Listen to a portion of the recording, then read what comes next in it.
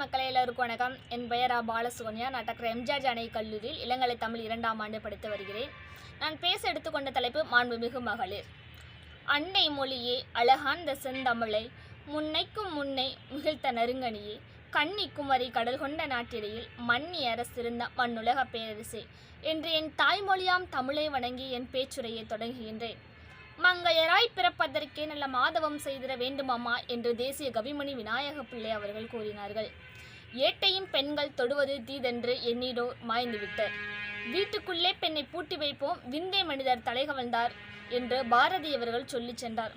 வள்ளுவன் கூறுகிறார், பெண்ணில் பெருந்தக்கை யாவுல என்று அறத்துப்பாலிலே கேள்வி எழுப்பி, பெண்ணே பெருமை இடைத்து என்று அதற்கு பொருள்பாலிலே பதில் சொல்லி, பெண்ணிலே பெருந்தக்கதியில், அதாவது பெண்ணை விட பெருமையானது இவ்வுலகில் இல்லை என்று காமத்து பள்ளியை முடித்துவிட்டார்.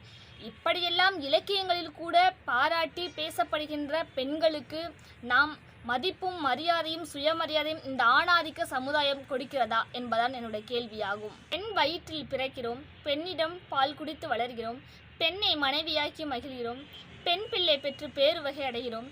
இத்தனைக்கும் பெண் என்பவள் தேவைப்படுகிறாள். அதாவது காதலிக்க பெண் வேண்டும், கட்டியணைக்க பெண் வேண்டும், சோறு கொடுக்க பெண் வேண்டும், சுகம் கொடுக்க பெண் வேண்டும், வீடு பெருக்க பெண் வேண்டும், திருமணத்திற்கு பெண் வேண்டும், குழந்தை பெற பெண் வேண்டும். இத்தனைக்கும் பெண் என்பவள் தேவைப்படுகிறாள். ஆனால் குழந்தை மட்டும் ஆண் வேண்டும். இது எப்படி சாத்தியமாகும்? மார்ச் 8 என்பது எவ்வளவு முக்கியமான நாள் என்பதை இவ்வுலகில் வாழும் ஒவ்வொரு மனிதனும் தெரிந்திருக்க வேண்டும். பெண் அடிமைத்தனம்.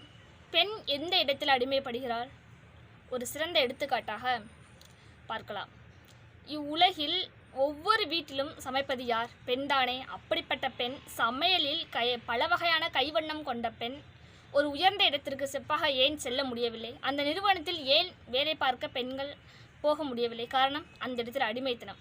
பெண்கள் அந்த இடத்திற்கு சென்று விட்டால் தன்னை மதிக்க மாட்டார்கள் என்று ஆண்கள் கருதி அந்த இடத்திற்கு அனுப்புவதில்லை.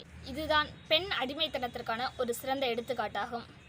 ஒவ்வொரு பெண்ணும் பெண் அடிமைத்தனம் என்ற கூட்டினை உடைத்து கொண்டு வெளியேற வேண்டும். நன்றி, வணக்கம்.